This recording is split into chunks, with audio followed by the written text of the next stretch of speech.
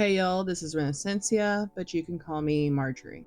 We are officially in December, which means it is 1 month until the new year. It's kind of trendy now to do a reset for the new year, and it's honestly not a bad idea. And the thing is, artists can do it too. It's good to go into the new year with a fresh start. Instead of waiting until the last minute to do a reset, I think we should really take the opportunity of having this whole month ahead of us to really get the reset started. Today, I'm going to share some reset ideas I have for both traditional and digital artists going into 2025. Some of these can cross over for both traditional and digital art, so make sure to listen all the way through. Also, these are just suggestions. You don't have to do any of these. You could do all of these. You could do a mix of these. You could do your own spin on these. So we're going to start with some digital art focused ones, but keep in mind some of these can cross over to traditional artists too. So number one is to go through all of your works in progress. As an artist, you probably have a ton of works in progress. You probably have them as files saved on your iPad or on your computer. So for this reset, I think it's a good idea to really go through and assess all of your WIPs, especially because for digital artists, they are taking up space on your system. So by assess, I mean determine which WIPs you know you are never going to go back to. They're trash, you don't want them, and go ahead and deleting them. And then also determining what WIPs that you are on a fence about. You may be on the fence because maybe you're not at a skill level that you can finish it the way and get the result that you want. Or maybe you're just not in a really good place to finish those WIPs. So for those, you can either take a screenshot, or if you have them as like a Photoshop file or Clip Studio Paint file, whatever you're using, just go ahead and put them in like a separate folder, or if you can, some are separate in your iPad, so that you know these are things that you may want to return to later to either retry with your new skill level or to discard them later because you no longer like that idea. Now, also for this, you're going to want to determine which WIPs you really want to finish and finish soon. For those WIPs, I want you to keep them separate from, if you can, from the WIPs that you're not going to finish until the future. For these WIPs that you want to get done quickly, I recommend making a plan to get those done and across the finish line. So for this, it can be when you're going to 2025, your goal can be for 20 minutes each week, I can only work on this WIP or these WIPs until they're all done.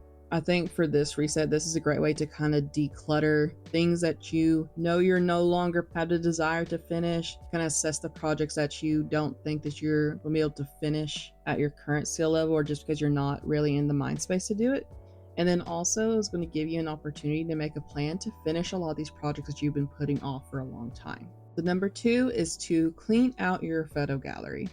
Sometimes when I save references for an artwork and then I finish the artwork, I forget to go back and delete those references. And sometimes I take screenshots of ideas that I want to do in the future, but then I forget that I've screenshotted them, so they're just kind of sitting there. So take this time to go through either your iPad, your phone, computer, whatever. Go through and get rid of any references that you know that you do not need anymore, you do not want anymore. And do the same for any ideas. You're looking at that idea again, you're thinking, oh, I don't actually like that idea anymore. Get rid of those too.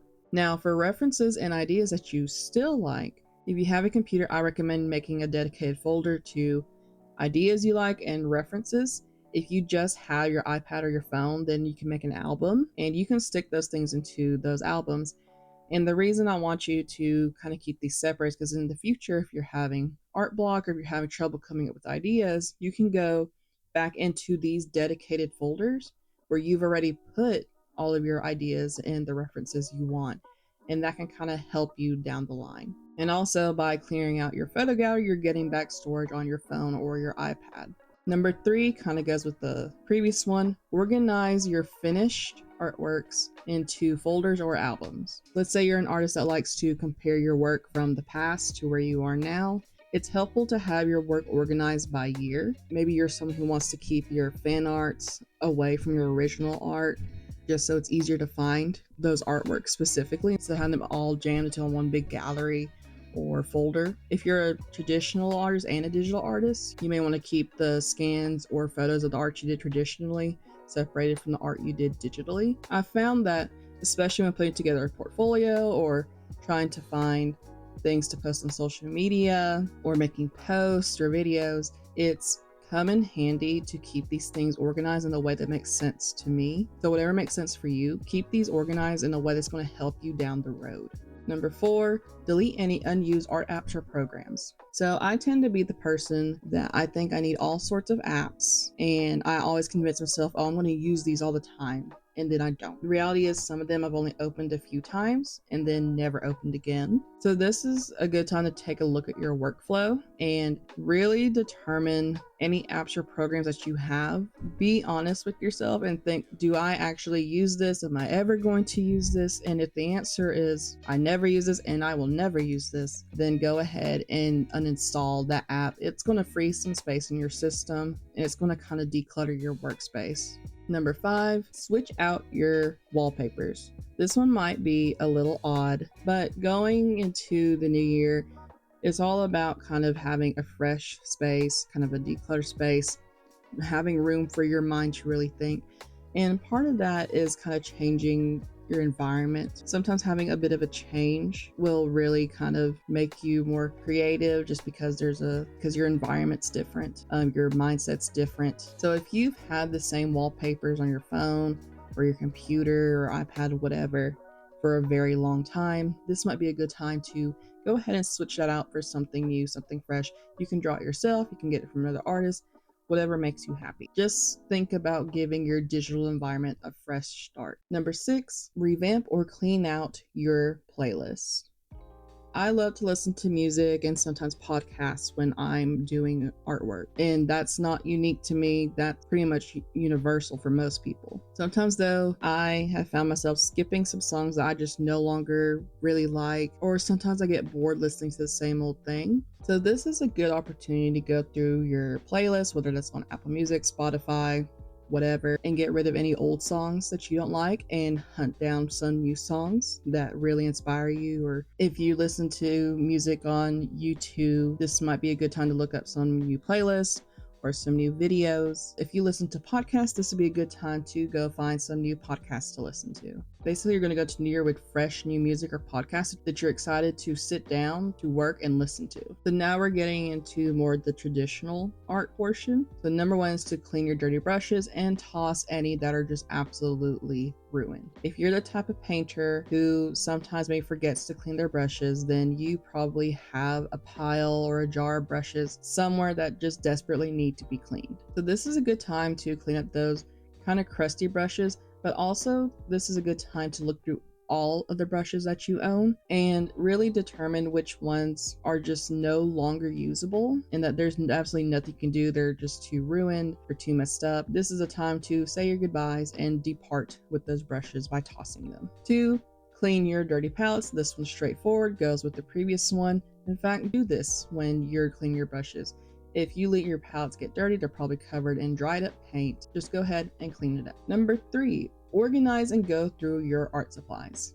If you have markers, paints, pens, pastels, graphite, whatever you have, go through each supply. First, check to see what is actually still working. So for example, if you have pens, scribble on a piece of paper and make sure that they're not dried up. If you have markers, like Copic markers or something, go ahead and do the same and make note if any of them need refills. So if you have any totally bad and unusable supplies, go ahead and toss those. And then with the supplies that still work, really assess if there's any that you want to get rid of. You don't have to get rid of any of it, but if there's anything you want to get rid of, make a pile of that. If the stuff is good or barely used or whatever, consider donating them, doing a giveaway, selling them, or gifting them to somebody. This applies to sketchbooks too. If not, obviously we all need sketchbooks, but if you have a sketchbook, like maybe you don't like the paper, you don't like the size, or there's something you really don't like about it and you probably will never use it, consider donating or gifting or doing something with that too. Personally, in the past, there's a community college near my town, and it was actually the college I attended a couple of years back, and their art program doesn't have a lot of support. So what I did was some old art supplies that I had that I was not going to use, I ended up donating them to the art program so that the students there could use them in their classes. Future, I actually have an old art teacher from high school who is still teaching at a different school, and if I find any supplies this year that I really don't think I'll be using, I might reach out to her and see if I can donate it so that the high school students can use it in their projects. That's something to consider too, to donate to your local community to really help any aspiring artists out there. Number 4, go through your whips, your drafts, or your notes. This is the exact same thought process as with the digital artists. Go through all your whips, determine what you don't want, determine what you may want to work on in the future, and determine what you want to get done with right now. Make plans to really finish the ones you want to get done soon, and separate any of the whips that you want to do later. Now, for traditional artists, you probably have, if you're a painter, you might have canvases. And if you have any artwork that you started on those canvases that you no longer want to finish, consider just painting over what you've done with maybe an underpainting, just maybe a burnt sienna just all over the canvas, and you can treat that as just a fresh new canvas that you can paint on later. If you have things on paper, consider saving it maybe to cut up into a collage. That's something we did in college, or something I did in college, or even just save it as scraps, just test scraps that you scribble on or paint on or whatever until it's just totally unusable, and then you can toss it. You can also just toss it. Number 5 is to go through any of your own artworks or prints and consider using them to redecorate your workspace or home. This is similar to how the digital artists were